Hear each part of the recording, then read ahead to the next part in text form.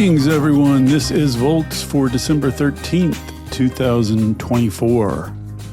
Time to stop taking hydropower for granted. I'm your host, David Roberts. Hydropower is a strange beast in America's clean energy menagerie. It's the oldest form of renewable energy and until fairly recently, the most abundant. But it doesn't get much attention in energy discourse or policy. It is generally taken for granted. In a recent paper, the industry's trade group has issued a wake-up call, arguing that hydropower is at risk and needs attention. Its unique attributes are extremely valuable in a grid heavy with variable renewable energy. It was clean firm before clean firm was cool. But the paper argues it is not being fairly compensated for the value of the grid services it provides. As a result, a rising number of hydropower owners are thinking twice about going through the onerous and up to a decade-long relicensing process. And because there is a large wave of such relicensing decisions coming up, the situation is urgent. To discuss all this, today I'm chatting with Malcolm Woolf, the CEO of the National Hydropower Association, and Connor Nelson, the author of the paper in question. We're going to get into the rising value of hydropower on a clean grid, the licensing challenges facing many generators, and the potential for new generation capacity from existing dams.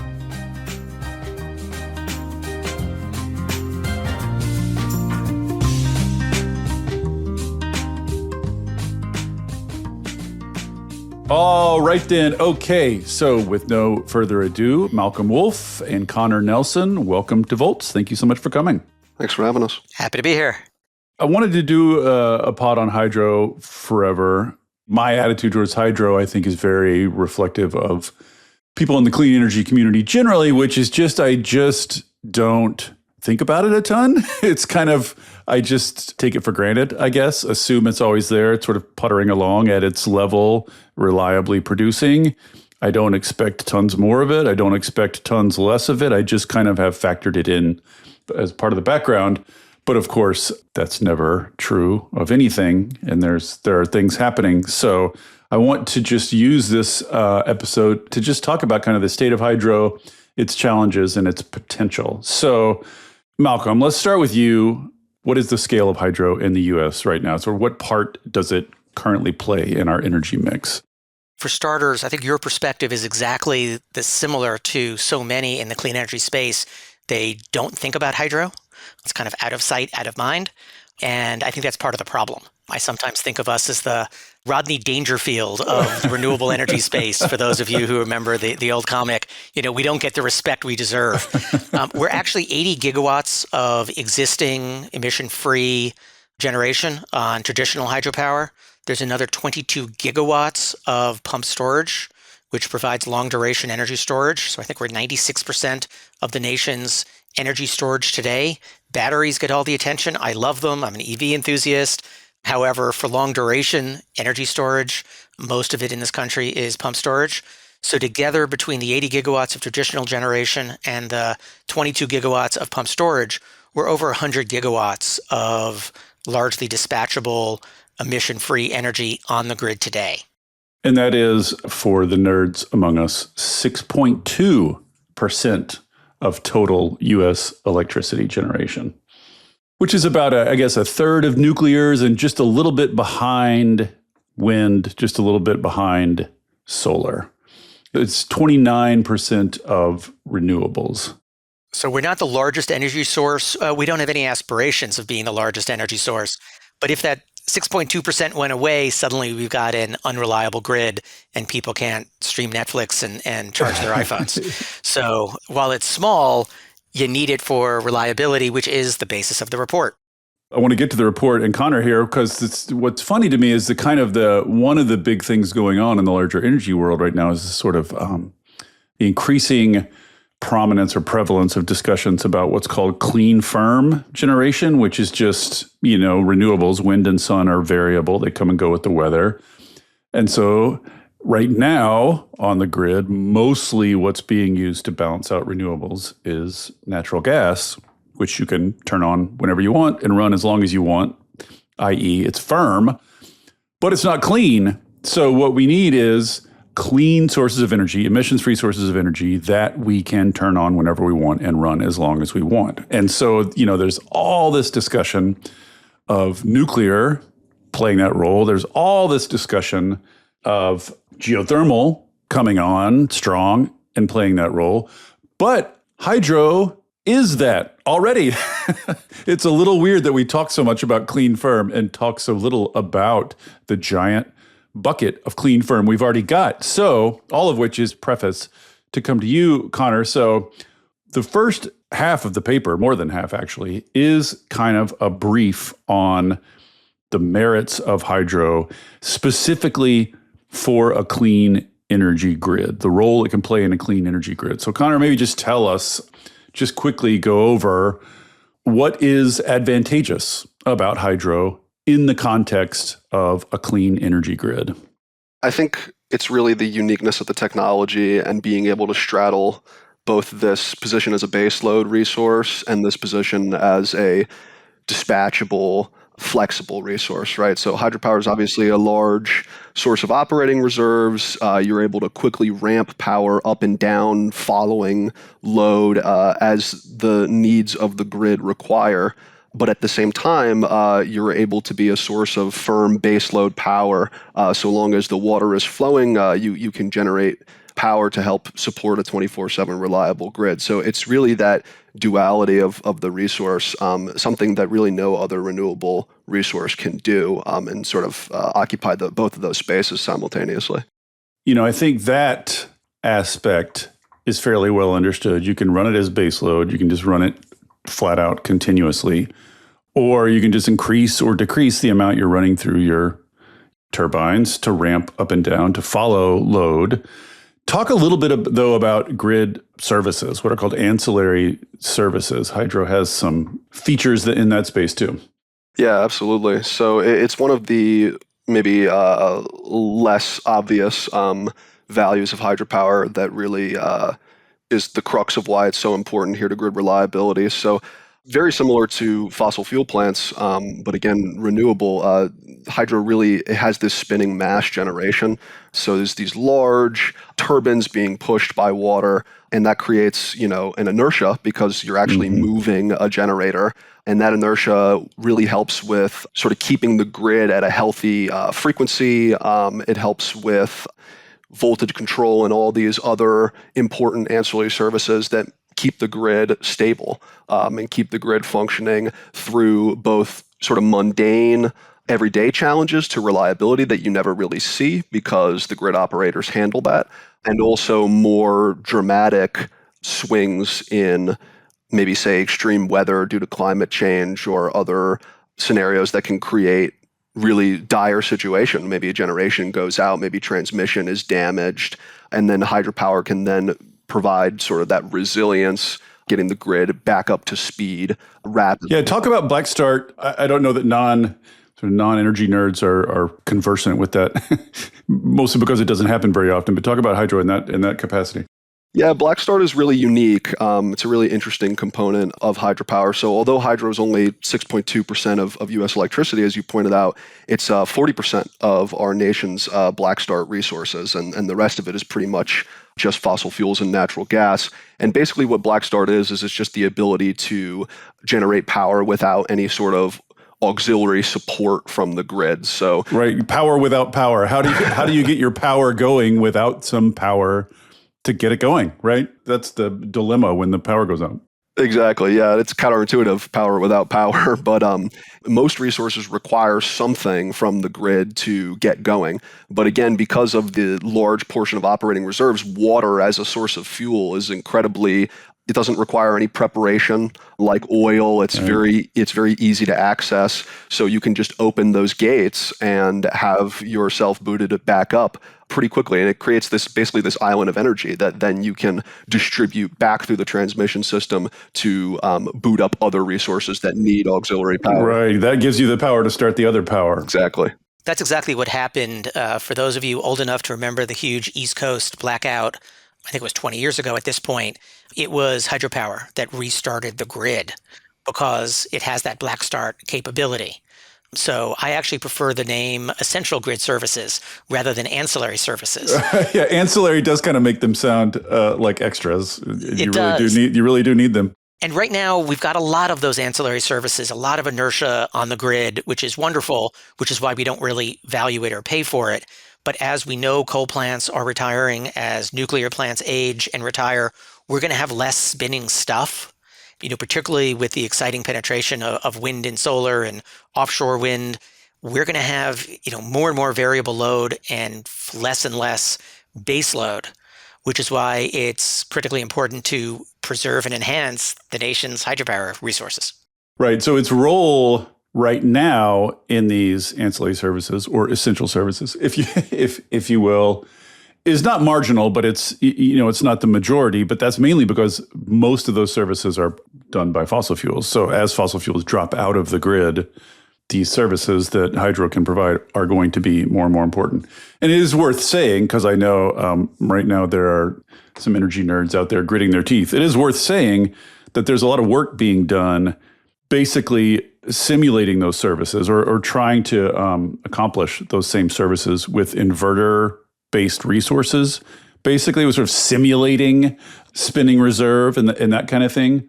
But that kind of stuff is somewhat cutting edge now, and it's not totally clear how far it'll go. And it certainly is not going to hurt to have, a third of your clean energy capable of that stuff. Yeah, and there was an interesting study done by, I believe it was NREL a few years ago, where they found that dispatchable hydropower can support, I think it was 144 gigawatts of variable renewables. So the existing dispatchable hydropower fleet. So it's now 144 gigawatts is a huge amount, but it's not enough to supply all of the U.S. energy needs. So we're going to need those other forms of clean firm, other forms of essential reliability services. But hydropower already exists. It already provides a huge resource for that. And we need to value it and make sure it's around, because in just a few years, we're really going to need it. Just to emphasize the point you're making, a little bit of stuff that can do this can enable a lot of variable energy. So like any small increment more of hydro unlocks large increments of variable energy on the grid. Exactly. So it's playing these crucial services. It's baseload, it's dispatchable load following, it's doing all these grid services, stabilizing the grid, voltage, et cetera. It's got black start capability. So it's a key player on the team, let's just say. But Connor, the title and the sort of premise of the paper is that hydro is in trouble, that there are problems, basically about licensing and relicensing. Mm-hmm. So I was a little confused about this because in the paper you say there's a bunch of, we're sort of approaching a wave of hydropower dams reaching kind of the end of their natural life, their initial, licensing period. So they're going to have to be relicensed. And this is a problem. But when I looked at the state of the hydro report that you sent, the DOE sort of state of hydro, it said that of all the dams coming up for relicensing, almost all of them are applying for relicensing. So I'm just trying to fit those two together in my head. Like, are we in danger of losing any substantial chunk of our existing hydro fleet? What is the problem exactly, the crisis? Let me jump in on that one. Both things are right. Most hydropower facilities are starting the licensing process, yet we're still at risk of losing those very same facilities. The reason is that these facilities are not primarily energy facilities. They're really water infrastructure. Right. There's 90,000 dams in this country. There's 2,500 hydropower facilities. So 3% of the nation's dams are hydropower. So just to restate that, 97% of the nation's dams are not used for power generation. So they're used for water storage, for flood control, for irrigation. Do they have to be relicensed periodically? Just a dam being a dam? They don't get relicensed. A dam is just a dam and it sits there. Now, if you add a hydropower facility to it, you generate emission-free resources and you get an income stream that can do the O&M. So they give these facilities 50-year licenses. But unlike other facilities, that's not the useful life of the technology. There's actually a facility in Kansas that just celebrated its 150th anniversary. It's been producing power for that community for 150 years. With the same turbine, or do they switch out turbines? They'll switch out turbines, but they switch them out like every few generations. Right. It is the first facility I saw, they actually had 3 turbines and they were doing a replacement. And one was, they brought it up and I'm looking at this shiny new turbine that they're putting in. And they said, no, Malcolm, that's the 100-year-old one that Thomas Edison was here when we installed. The new one hasn't been delivered yet. So these are forever assets. If you maintain them, they can work forever. So from a regulatory perspective, a 50-year license is a reasonable time to reevaluate it, but that's not really the life of the unit. Right. And so that's what the facilities are going through. They're starting the relicensing process. It typically takes about 8 years, but in many cases, it can take a decade or longer. And when they start the process, they have no idea how long it's going to take, how much it's going to cost, or at the end of it, whether they're going to be required to spend hundreds of millions of dollars to do big upgrades. So just because you start the process doesn't mean that at the end of it, you say, you know what, it's not worth it. I'm just going to shut it down. And of course, when you shut it down, it doesn't mean you remove the dam because you still need the dam for water storage, flood control, irrigation. You just turn off the powerhouse. You just stop running the turbine? You just stop running the turbine, and then someone else has to pay for all the costs of maintaining a safe dam for water storage, for example. So the farmers have to pay more, or the community has to float bonds in order to maintain the facility. So that's the disconnect. Everyone assumes, I think as you do, that hydropower's not going to go away, but it's also not going to grow. And I think both assumptions are wrong. Hydropower hasn't gone away in the last 50 years, but now we've got this wave of relicensing, and now we've got wonderfully cost-competitive wind and solar. And it's not at all clear that the facilities are going to be willing to make the investments needed, given our current structure, to maintain that existing fleet. So it's not the case that we've got a wave of hydro dams not relicensing. It's just that we're worried that there's a wave coming and we're worried about the result of that. I think that's right. We've got a trickle already. I think we've seen about 65 facilities have chosen to voluntarily surrender their license in the last dozen years. In the last couple of years, it's gone up. There's another several dozen. So we've got an increasing trend of voluntary license surrenders. These are largely the smaller facilities. What I'm worried about are the much larger facilities. Just between now and 2035, I think it's 16 or 17 gigawatts of facilities, over 450 projects. So it's that we've got a trickle, it's increasing, it's growing, and we're trying to get ahead of this problem because we saw what happened in the nuclear space, where it took a few large facilities. Yeah, now we're scrambling to to restart them, which is now we're looking at 3 Mile Island again. We're trying to avoid that problem. I think it's just fair to say, as a almost categorical matter, that in today's environment, needing the clean energy we need, it's just crazy to turn off any clean, dispatchable resource of any kind. Like, it's just crazy to do that. But it seems like the big ones, the big dams, are also going to be more likely to have the wherewithal to fight their way through the relicensing process, though. Don't you think that's true? I don't make any assumptions. I think the big dams may have more resources because they're generating more power. They've got more of a cash flow coming in, but they're also a bigger target. They're a bigger resource out there. So one of the phenomenons we've experienced is that because these facilities are only licensed once every 50 years, that when they go through the licensing, the states and localities often use it as an opportunity to achieve all sorts of other valuable public policy means that have nothing to do with the facility. So these facilities, unlike nuclear that gets one license from the Nuclear Regulatory Commission, hydropower facilities get licenses from dozens of entities. The Federal Energy Regulatory Commission at the federal level, but then also a bunch of other federal entities, Fish and Wildlife Service, Marine Mammal, then you've got the state entities, then you've got the local entities. And facilities have been ordered to build Boy Scout amphitheaters or take care of Forest Service land that is nothing, doesn't go to the facility and it are dozens of miles away. It becomes a blank check for other public policy means. And everything bagel is, I believe, the term of art we use for that these days. Exactly. And frankly, the hydropower industry, as part of kind of being good citizens, would say, okay, if that's the price of doing business, okay. We can't afford to do that now. The energy industry is too competitive.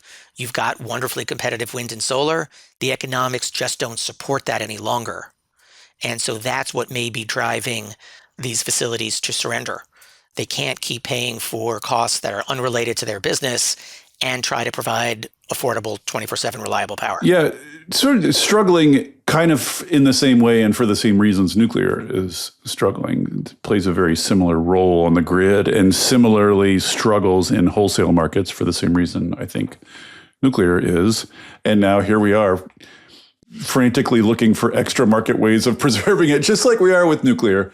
I think that's exactly right, that it's very similar to the risk that we've faced with nuclear in losing gigawatts of carbon-free nuclear generation. I will note, though, that nuclear can't complement wind and solar in the way of making them clean firm, the way that hydropower can. So hydropower is really good for the energy transition that's occurring. Well, the nuclear people will tell you that they can ramp, even though in practice you don't see it very often. All right, well, we'll leave that for a different podcast. What I will highlight, though, is that in the Inflation Reduction Act, I think there was $30 billion set aside for preserving existing carbon-free nuclear, and yet preserving existing carbon-free hydropower did not get any money. Interesting. So again, we're kind of out of sight, out of mind in the policy conversations. Well, before we move on from this licensing thing, I mean, this really fits well into a recurrent theme these days in clean energy, which is our bureaucracy and our regulations and our desire to make everything into an everything bagel is impeding the rapid spread of clean energy. So what do we do about this licensing? I mean, in some sense, because these things are so big and because they are far more than power generation, right? They do affect the biology of rivers. They literally affect the landscape. I mean, they affect recreational opportunities. It's not mysterious why their licensing is a little bit more complicated since they are doing a lot more things. But what are some practical ways that this licensing and relicensing issue could be solved? And are there vehicles to do so at the federal level these days? The good news here is that a lot of people have given this a lot of thought, and I'm proud to have worked through Stanford University, created a process called the Uncommon Dialogue, where they brought the hydropower industry together with some leading environmental groups, American Rivers and Union of Concerned Scientists and others, along with tribal groups and dam safety groups. And we actually developed a joint hydropower reform licensing process. Oh, interesting. A bill that was introduced in a bipartisan basis in Congress. It did not move, but it's still out there. Lame duck? Lame duck. We're having conversations. Essentially, it was a compromise effort. There's something for everyone in the bill to hate because it doesn't give industry nearly as much streamlining as we wanted, but it's better than the existing process. Right. And I think the other parties would say the same. But what it boiled down to is good government from my perspective. What we really need is process discipline. You've got water as a shared resource. It flows through our facilities downstream to be used by others. So it makes sense that there's a lot of entities involved in licensing. What doesn't make sense is that if one state doesn't issue the water permit, that a facility could be held up in getting its license for a decade. There's no capacity for any of the other entities to resolve disputes. Sounds like transmission. It sure does. Lots of veto points. Right. So it's the same, we've got to build, baby, build. We've got to free ourselves up. And in most cases in the hydropower space, certainly for the 100 gigawatts we're talking about existing facilities. So we're not talking about greenfield. We're not talking about building large dams in the lower 48. We're talking about preserving the existing infrastructure. There's also the opportunity for new, but the new stuff is in two categories, either adding generation to existing dams that are already serving another purpose, so adding generation to non-power dams, or adding what's largely closed-loop pump storage. I want to get back to the new stuff in a minute. Sure. I have lots of questions about the new stuff. But while we're still talking about the old stuff, there are several recommendations in the paper about how to help hydro. One is reforming this relicensing process. And I was going to say, like, just as a last word on that, it does seem like, licensing a new dam, I can see all the complications make sense to me. But like, if a facility has been sitting there safely producing power for 50 years, it does kind of seem like the presumption should be on its side. It doesn't seem like it should have to like start from the ground up, justifying its existence all over again. And it takes longer to relicense an existing hydropower facility than to relicense a nuclear plant. Oh, that's crazy! Like 8 years. Like what do you like? Crazy. It's not even close. We hear these numbers and our eyes just glaze over. But like, literally, what could you do for 8 years? I don't even understand. Like, I feel like I could do it. If you gave me 8 years, I could relicense a dam. Like, how much work could there possibly be? You want to do it right. You want to have reasoned decision making. So to spend a couple seasons looking at fish breeding populations and its potential effect makes perfect sense. But what the agencies do is they do it in series. One agency does its study, its NEPA analysis of one species, and the other agency won't begin till that one's done. That sounds like interconnection queues. All these themes. Like, get together at the beginning, figure out what you want to study, come together with an organized plan that's binding on all the different levels of government so that you don't have the delays. Right. But moving on from licensing, so one of the other critiques in the paper is that RTOs and ISOs, the administrators of regional wholesale energy markets, that basically hydro is not compensated in those markets in a way that reflects its full value. What is the critique there?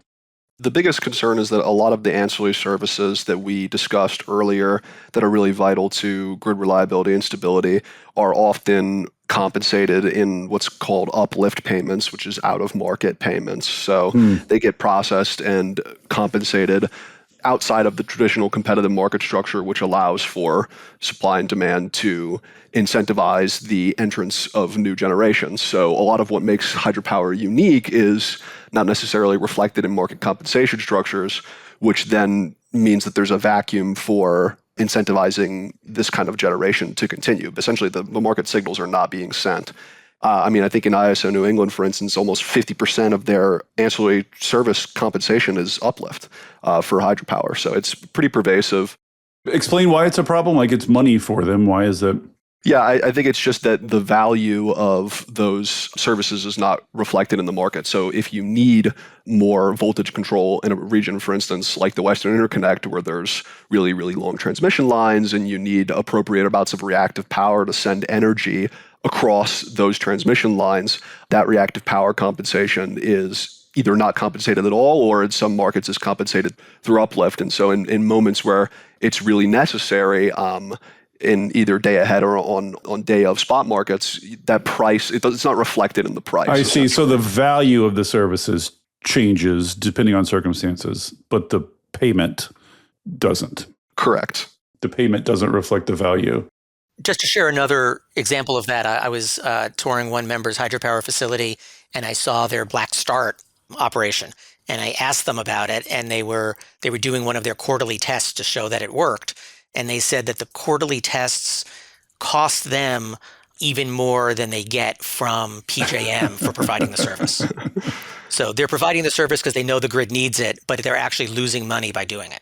Charity, basically. And one more thing, I'll add that, a lot of these services actually put wear and tear on hydropower facilities and equipment. The fast ramping in particular, being able to ramp up your generation in as little as 10 minutes, does not come at a cost. There's opportunity costs associated with it, and there's also long-term wear and tear on the system. And those costs are not reflected in the market mechanisms either in most RTOs and ISOs. Anything having to do with RTO ISO procedures is a rabbit hole. It's a pot of its own. But at a high level, how big of a deal would it be for RTOs to integrate these services into markets, to make them market reflective, to make them reflective of market circumstances. Like presumably some, it sounds like some RTOs do it. So it sounds like it's doable. How big of a reform is that? In the sense that what the value would be, I mean, it's a huge deal, right? I mean, as we have variable renewables more and more coming online, these ancillary services are sort of the important piece of the puzzle now, right? And so we need to change our compensation structures to now reflect the changing grid and the increasing value of these ancillary services. And you see that happening with ELCC, effective load carrying capability in capacity markets, and trying to measure, whether or not a resource is actually going to perform when it says it's going to, and how that affects the cost. But we just don't see that happening as rapidly as it should be, given the rapid changes to the grid and the increase in load, frankly, that we're seeing with data centers. It's becoming more and more important to compensate these reliability structures. So all these services are becoming more and more physically important to the operation of the grid as variable renewables come online, but they're not being compensated more and more to reflect that, I think, is the basic critique here. The other critique in the paper has to do with compensation for hydro in the big bills Democrats passed in this past session, mainly IRA. But I remember reading, and I know that IRA did have billions and billions of dollars for hydro, and it actually made hydro, it put hydro in a category with the other renewables and made it eligible for those same tax credits. So my impression was that that was, all things being equal, good for hydro. But the critique here is that the tax credits are not fairly compensating hydro. So what's the critique there? I think a lot of the senators and congressmen had the same misunderstanding that you had. It's wonderful that the Inflation Reduction Act now has an incentive for all forms of carbon-free generation, and hydropower is finally treated equally with wind and solar as a carbon-free source of generation.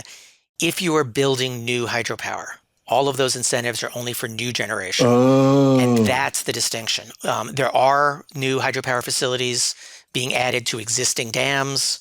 There are a number of pump storage facilities being built, but the bulk of the fleet is the existing fleet. Right. A new turbine added to an existing hydropower facility counts as new or not? Yeah, if you were to increase the capacity from 100 megawatts to 150, 50 megawatts would be new. Got it. But if you were to take out a 100-year-old turbine and put in a new turbine at the same capacity, there'd be no net increase and you wouldn't get any incentive.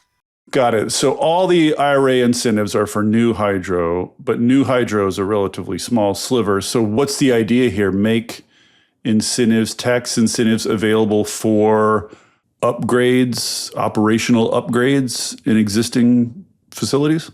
Yeah, there's kind of three components. One, there should be some incentive if you take an existing facility and you upgrade it, if you repower it. There are similar incentives for repowering wind or solar. You should be allowed to repower an existing hydropower facility. What does that mean, repower an existing facility? Take that 50-year-old turbine and replace it with a modern turbine, but with the same capacity, overall capacity. So you're not increasing generation from the unit, but now you've got a more modern turbine in there. And maybe some turbines are helpful in addressing some environmental pollution and other things. So it creates an incentive to preserve the existing fleet by investing in the powerhouse. The other two areas where there's big infrastructure investments needed are either in dam safety or in environmental improvement. And it doesn't increase electricity generation, but those are huge expenses that could drive a facility to voluntarily surrender their license. So there is a bipartisan bill pending in Congress with 13 senators on board, including 6 Republicans, that would create an incentive for existing facilities who invest either in dam safety or environmental improvements. They could get a tax credit for those investments. And that would go a long way to changing the economics and viability of these facilities for generations to come. Yeah, it's kind of tricky because it's like, then you've got electricity, what is purportedly electricity policy, paying for basically non-electricity stuff, but it is, two steps removed from electricity. It is closely related to electricity. I can see why that's a vexing. Welcome to my world. This wasn't done in the IRA because they said it's not energy. It doesn't increase megawatts. Right. But now they're not as much interested in doing it because it deals with energy. And we already did that a few years ago. So we're neither fish nor fowl. That's hilarious. But there is a bill, lame duck. So we want basically more tax credit compensation for upgrading existing facilities, even if you don't change the output. And you want more tax credits for the non-energy parts of dam maintenance and renewal, basically, is the idea. Yeah, and let me put this in a slightly larger context. We know that climate change is water change. So particularly out west, we've got more rain in the fall, less snow melt. There were less snow in the winter, which is creating more floods in the spring and then summer droughts. So how we adapt to climate is a lot of water management. And one way to pay for all of that water management, maybe it's flood control, maybe it's water storage, is using hydropower as a resource. We've got all of the existing infrastructure, which has not been addressed in the last 4 years, despite lots of efforts in lots of different areas of infrastructure. The dam infrastructure was largely overlooked. So we need to invest in that, and we need to deal with the realities of climate adaptation and what does that mean, and how do we pay for it? One of the things you're seeing these days with extreme weather that comes from climate change, you frequently get these big droughts, which then subsequently has a huge effect on hydro output. Like China had a big spike in emissions and in coal use past couple of years, mainly because of the big drought took out a bunch of its hydro. Can you make generalizations about sort of overall what climate change is going to do to hydro output, or is it just all regionally sensitive? Like, are we going to get on net less hydropower in the future, or is it just going to be more in this season and less in this season? Or like, what's the right way to think about the effect of climate on hydro output? Hey there, everybody. Don't worry, I'm not going to tell you about a new mattress or push a credit card on you. This isn't an ad. There are no ads on Volts. It is supported entirely by listeners like you. If you'll indulge me for a second, I'd like to ask for your support. I started Volts because we're all surrounded by depressing news about climate change and misinformation about clean energy, and it's never been more important to share the stories of the real people on the ground doing the real work of transition, and all the ingenuity and courage and public spirit they are bringing to it. People are hungry to hear these stories, to learn from and find inspiration in them. I've heard from people who changed majors or careers after hearing episodes of Volts, people using it in classrooms and community groups, even state legislators who have passed bills inspired by specific episodes. Sharing these stories matters. It makes a difference. If you have found value in it and want to help me continue doing it, I hope you will join the community of paid subscribers at volts.wtf. It's about the cost of a cup of coffee a month. If you don't like subscriptions, you can make a one-time contribution, leave a review on Apple or Spotify, or just tell a friend about Volts. I am grateful for any and all support. If you're already a paid subscriber, thank you. And now, back to the show. What's the right way to think about the effect of climate on hydro output?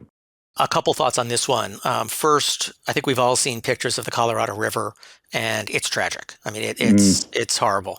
But we live in a large country, and a drought in one area is not a drought in another. And isolated examples are just that. They're isolated. So the DOE National Lab, I think it was PNNL, did a study a few years ago of hydropower in the West during the mega drought. And they found that even during the mega drought, the region's hydropower sustained 80% of its average generating capacity. So yeah, the Colorado River is tragic, but the rivers will be low in California one year, and then the next year there's atmospheric rivers and they restock.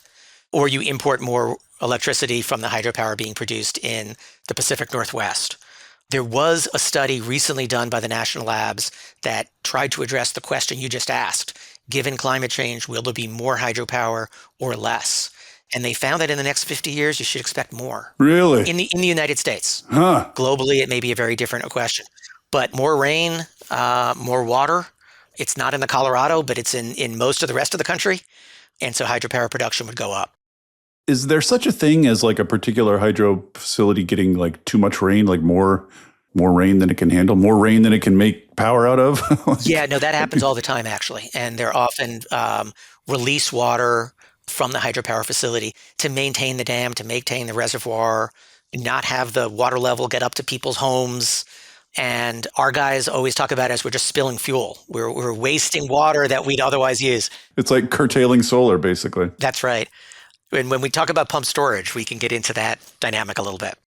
We've been mostly talking about the existing hydro installation, how to maintain it, how to make relicensing it easier, how to, because it is struggling in wholesale markets and not necessarily being compensated for its full value, how to compensate it more for the values and services it provides. But if I have one sort of like unexamined presumption about hydro in the US is that we've probably tapped out most of it and there's not a ton left to do. But when I look into it, that's not necessarily true. So let's address two separate questions. One is, how many new dams are there to be built? It seems low, but I guess if you get into smaller, what they call run-of-river hydro, stuff like that, I guess there's more opportunities. But I'd like a global sense or an overall sense in the US of like just how much untapped hydro there is. And then the second question is, how much more could we get out of existing hydro facilities? Those are two separate questions. Let's do the first one first. Like, are there lots of undammed rivers around? Yeah, the era of building dams in the US, particularly the lower 48, ended in the 50s and 60s. We haven't been doing that for 50 years. Didn't find any more big rivers since then. Yeah, and it's also the environmental ethos has changed. So we're not building new dams. What there is huge potential with the 97% of existing dams that don't have power generation. We've got lots of dams in this country. We can just add power to those existing facilities, and that's a win-win. Department of Energy did do a study a few years ago, and it found that using existing infrastructure, you could add about 13 gigawatts of generation. Which is it's like not a ton in the grand scheme of things. That's right. But every one of those gigawatts, just to recall an earlier part of our conversation, unlocks many more gigawatts of variable renewables. So these are like particularly valuable gigawatts. Right. And it also creates an income stream to actually maintain those facilities, which we need for climate adaptation, all that water storage and flood control, et cetera. So I'm picturing 90,000 dams, 3% of them are generating electricity. One obvious question is just like, why so few already? Why, if these, clearly these opportunities are not particularly economic under current circumstances. That would be a logical conclusion, and I think you'd be wrong. Oh. I think, again, there's been a lot of study of these issues, and the federal government released a report a dozen years ago identifying the top 100 facilities that existing dams that could be powered. And I think 88 of them were owned by the Corps of Engineers. So it's not a question necessarily of the economics, because my members would love to develop and add generation to those non-power dams. The Corps of Engineers has a lot of missions. They've got a lot of things on their plate. They are the largest renewable generator in the nation, but they don't even realize it. Given all of the hydropower that they operate, they are the largest single source of renewable generation, but it's like a tertiary responsibility for them. And they just haven't moved to develop their own resources, nor have they let the private industry come in and pay for development of those resources. Why not? Is that just a culture thing or an environmental thing? They are just pulled in so many different directions that this has just not been a priority. And I used to joke that in all of the government climate approach that President Biden imposed, that memo never got to the Corps of Engineers. Yeah, and I'll add that the Corps of Engineers has an obligation to balance all of the various roles that those dams play as it relates to water supply and recreation and other things. So again, the sort of multi-purposed nature of hydropower can sometimes be difficult to navigate. But on the economics of non-powered dam development, I'll also, point again, sort of back to the licensing. The uncertainty around the licensing process is a real wet blanket on private investment. NREL did a research a couple years ago, maybe actually this year, on the private investment landscape. And when they spoke to venture capitalists, private equity, investment banks, folks that are going to be bankrolling or that are bankrolling a lot of these renewable projects, they found that 91% of them were uninterested in early stage investment in projects, mostly due to the uncertainty associated with licensing. So getting private money in the licensing process is a real obstacle to that. Interesting.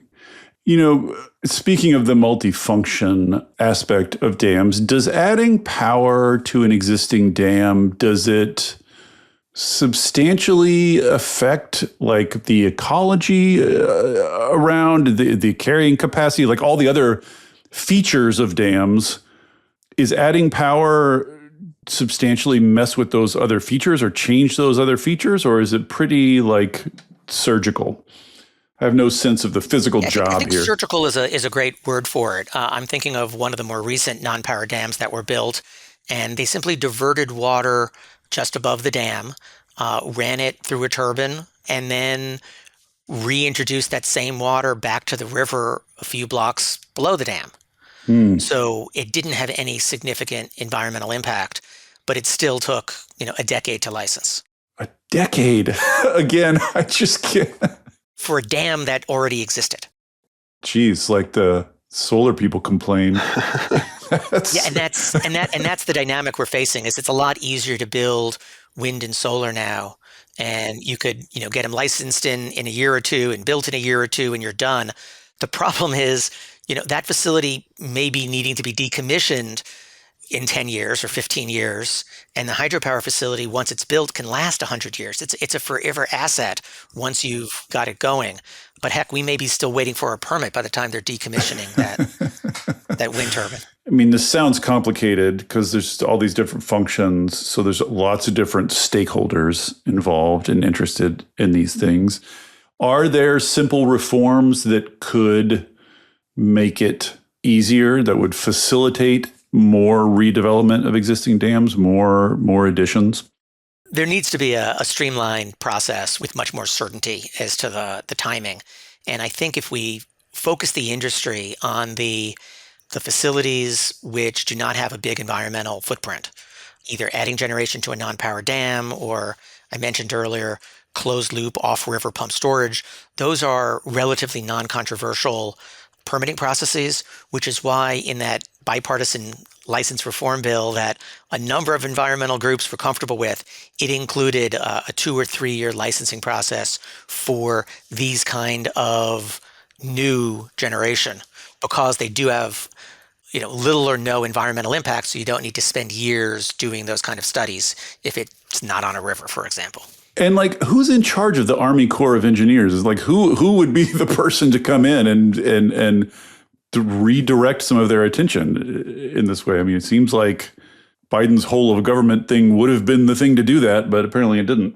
Yeah, I'm hoping that with the administration change, President Trump has been talking about energy dominance.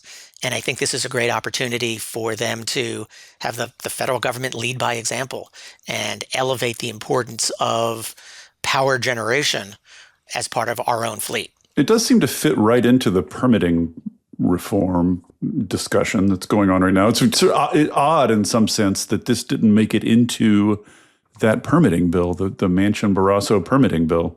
I would agree, and we're talking to them as part of lame duck, trying to see what we can get added, and if not, we'll be back next Congress. I'll add that there are provisions in the Water Resources Development Act of 2024 that tries to streamline some of these processes within the Corps of Engineers' own structure. And there is language in there to hopefully improve that, including things like the establishment of a single office and an outreach coordinator specifically for projects that are trying to develop on Corps property. And Dave, let me just highlight the area where there is a lot of market activity going on, which is in the pump storage. Yeah, I was going to ask about that next. So there's the question of getting more power generation capacity out of existing dams, and it sounds like there's quite a bit of potential there. But then, of course, there's the big looming need for power storage, which I think Volt's listeners are very familiar with. And I think they're mostly familiar with the fact that 96% of our existing energy storage is in pumped hydro. All other forms are playing catch up from a very distant second place. Tell me the capacity, like where could we build? What do we need to build new pumped hydro? Because of course, like the big ding on pumped hydro, the big criticism is just that it's very geography specific. You need a big hill, basically, and a bunch of water to make it work. So how much capacity for new pumped hydro is there? Who's exploiting it? And what's kind of standing in the way? I think that's the area where there's a lot of exciting developments. In that Department of Energy study, they found there was the potential for another 36 gigawatts of new pump storage. Relative to what's the base now? Base now is 22 gigawatts. More than exists. That's right. You could increase it by, 150%. But we're finding the market has found even more opportunities.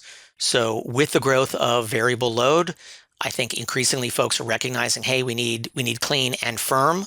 And so there are over 90 projects proposed at the FERC queue for new pump storage projects, over 50 gigawatts in the queue. Oh, wow. Now, I don't expect most of those to get built.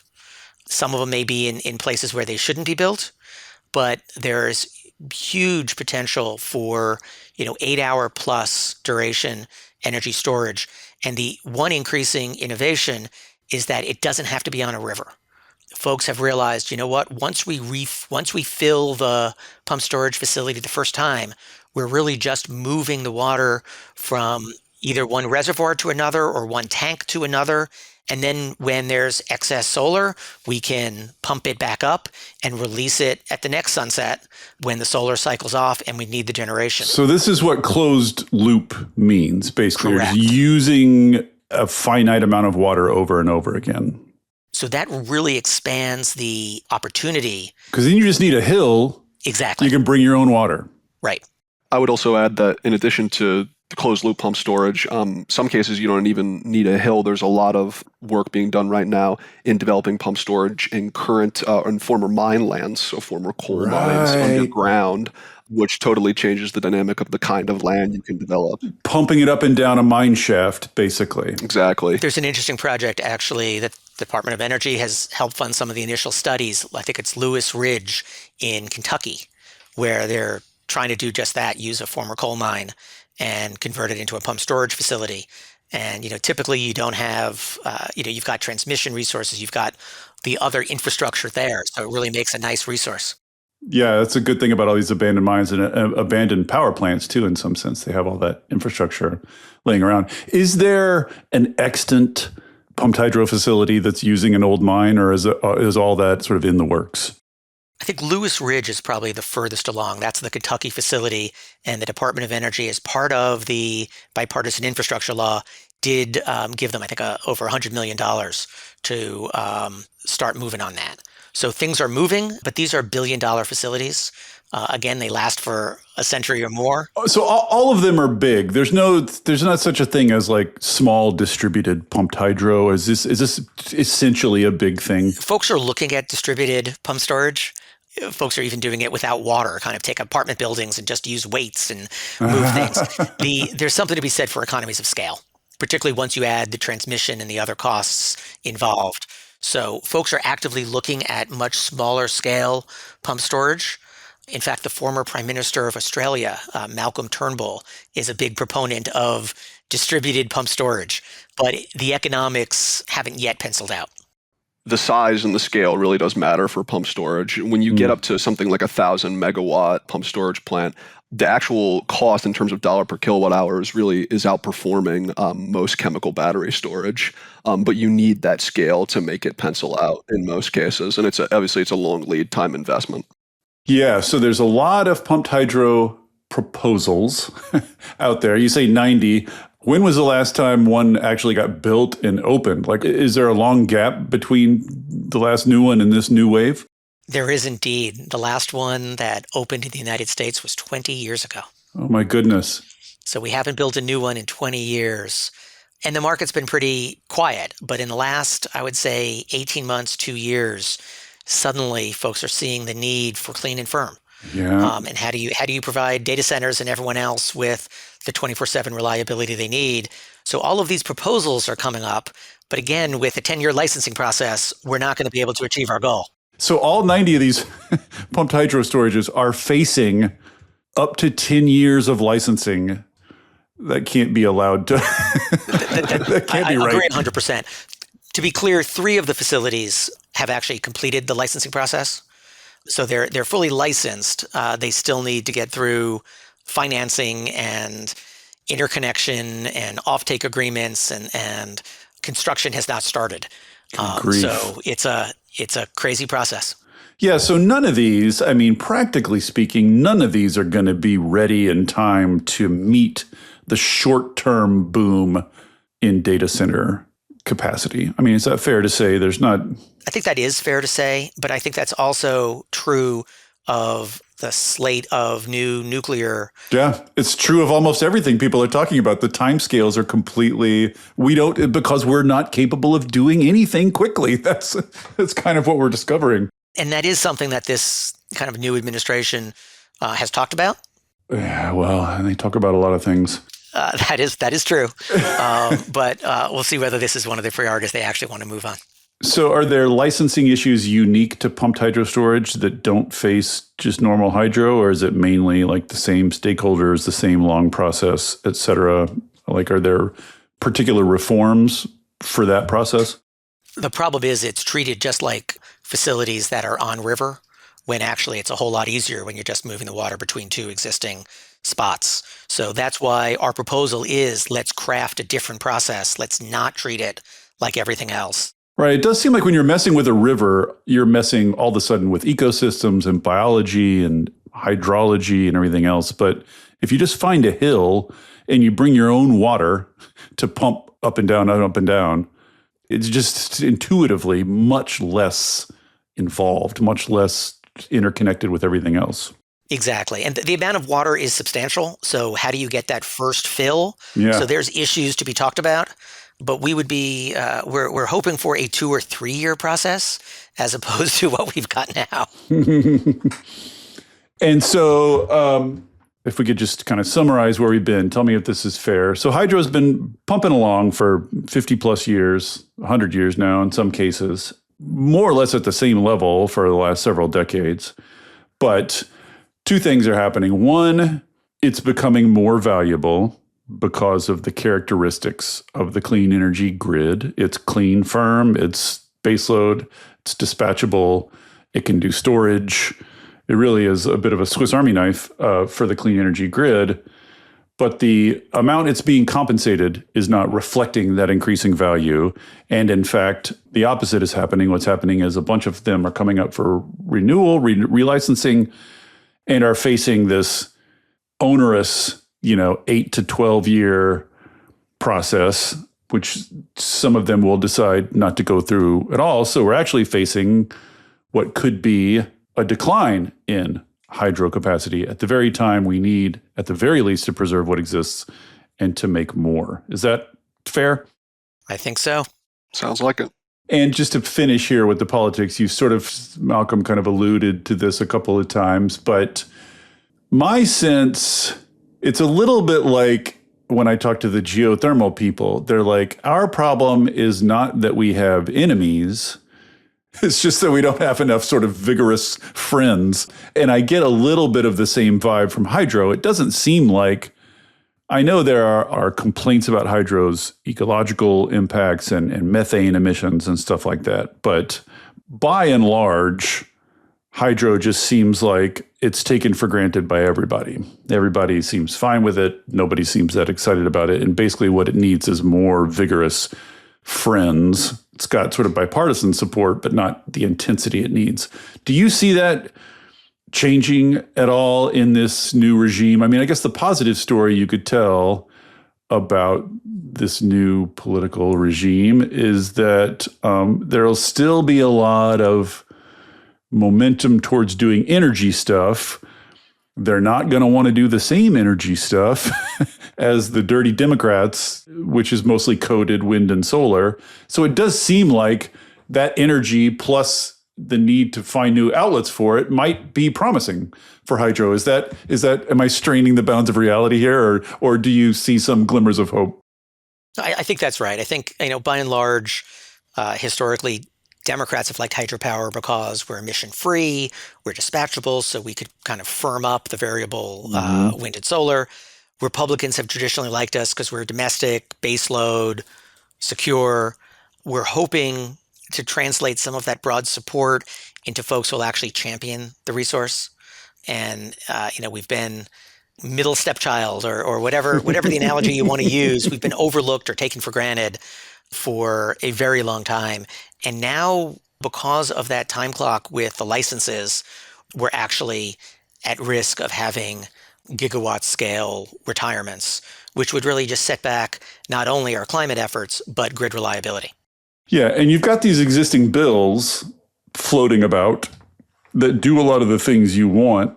I guess the hope here is just that, maybe there's another kind of energy omnibus kind of thing, and those just get tossed in. I mean, is that kind of the route we can anticipate? The pathway at this point is really unclear to me. But I think maybe to pick up your earlier theme, we did not get a lot of attention over the last several years. Yeah. And maybe that could be our saving grace in going forward. That because we were not included, or at least the existing fleet was not included in the IRA, that hopefully the Trump administration will not overlook us. Yeah, you haven't been partisan coded yet. You're one of like a tiny handful of institutions remaining in the U.S. that's escaped that. All right, guys. Well, this has been super, super fascinating. This is exactly what I've been wanting to do for ages. Just sort of check in with hydro, see where it is, because it's this incredible resource. And I do feel like because it's just been there doing its thing for so long, we don't pay enough attention to how cool it is and how helpful it is, specifically in what we're trying to do in clean energy. So thank you for coming on and walking us through all this. Thanks, David. Well, David, I've been a longtime fan of the vaults, so this has been real fun for me. Thank you for listening to Volts. It takes a village to make this podcast work. Shout out especially to my super producer, Kyle McDonald, who makes me and my guests sound smart every week. And it is all supported entirely by listeners like you. So if you value conversations like this, please consider joining our community of paid subscribers at volts.wtf, or leaving a nice review, or telling a friend about Volts, or all three. Thanks so much, and I'll see you next time.